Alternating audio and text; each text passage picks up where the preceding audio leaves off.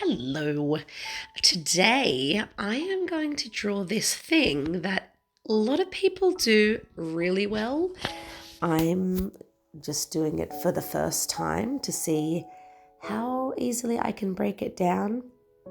So I've discovered that all you need to really do is draw a few peaks of a mountain range. Imagine you've got mountains hiding behind each other, slightly taller than each other, and then you take the highest peak of one of the mountains and just draw a wavy line down from that peak, just like that. So with a slight little bend in it to give a little bit of added terrain, I suppose, to give that, three-dimensional illusion that it's actually a mountain. And once you've got that, that's the basic foundation of this drawing. So I did that with a thicker marker, and I've decided to go in and add a few extra little wiggly lines just to add some, make some of the mountains look a little wider or whatnot. And now I've got my fine line, and I'm going to go ahead now and fill in all of these faces or all of these new shapes that I've just created by drawing those new lines with some wiggly lines like so. I've discovered that this is quite simple to do. I mean, you really just choose a point where you're going to start drawing some lines from and then follow the contour lines across, leaving a smaller gap up the top and a wider gap down the bottom. Or if you're going to draw the lines going across, you just leave a slight gap between each line that you draw. Put a little bend in the line if you like, following the initial outline above it, just to keep the shape, somewhat consistent. And then you just keep going on and on, drawing these lines. It's actually really quite simple and really, really relaxing to do. You don't really need to think too much about it. You just draw the wiggly lines. Have a look at what I'm doing here. So I'm starting not at one particular point, but I'm moving down that main line. And as you can see, some of the lines gather. And as those lines gather, they create a darker spot, as you can see. Now that darker spot creates the illusion of some kind of tonal change, to make it look like there is some kind of fold or some kind of dimensional change going on, making it look like that point might be further apart, or there might be a turn in the mountain there, or a bend in the range. But it's just a quick little trick that you can do to create the illusion that there is some kind of depth going on, is to just bunch some of the lines together in certain spots. I'm just going to zoom out here so that you can get a quick picture of how it's looking as a whole. It looks pretty good.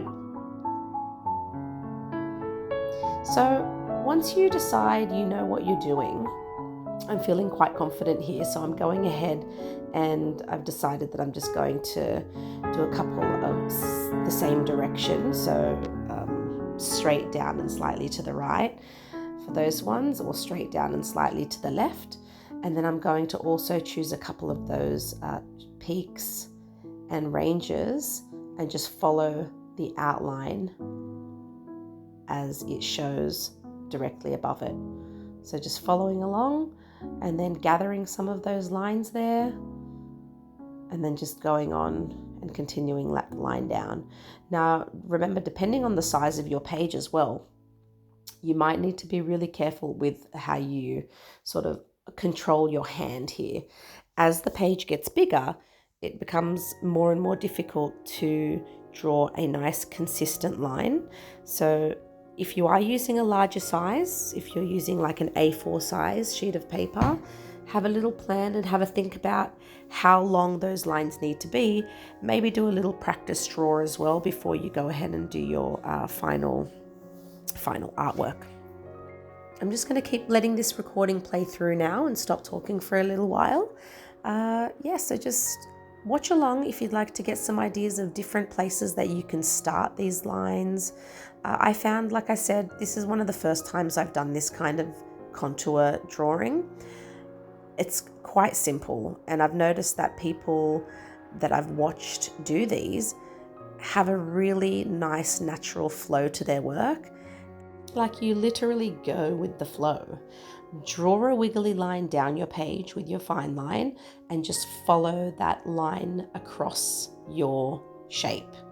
Just giving it an echo line, as you might call it, or just continuing to follow that same shape over and over again. And by doing that, and even sort of getting closer in some points, it creates, again, that kind of extra depth that you want when it comes to showing that there are sort of peaks and mounds and dips and highs and lows and whatever else you're trying to draw when you're drawing some mountains.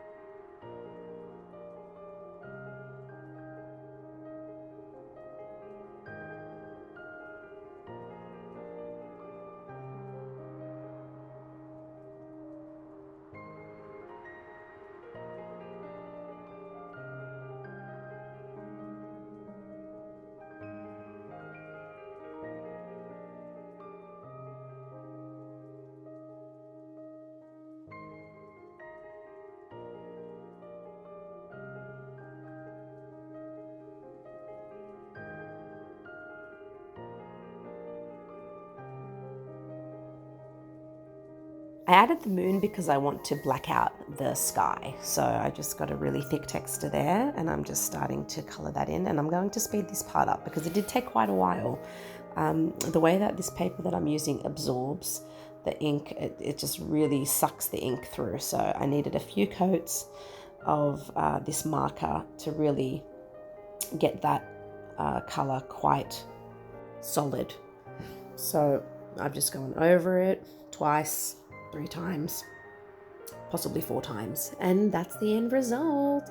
I decided that the moon wasn't as round as what I want it to be, so I just curved it off and fixed the shape of that. But yeah, how do you like that? That's pretty cool, huh? I just, I was always so scared to try this, but I didn't realize how simple it really was, and I hope that you guys find it simple too. If you want to see some more of my videos, check out my TikTok channel, and see you guys again soon. Bye.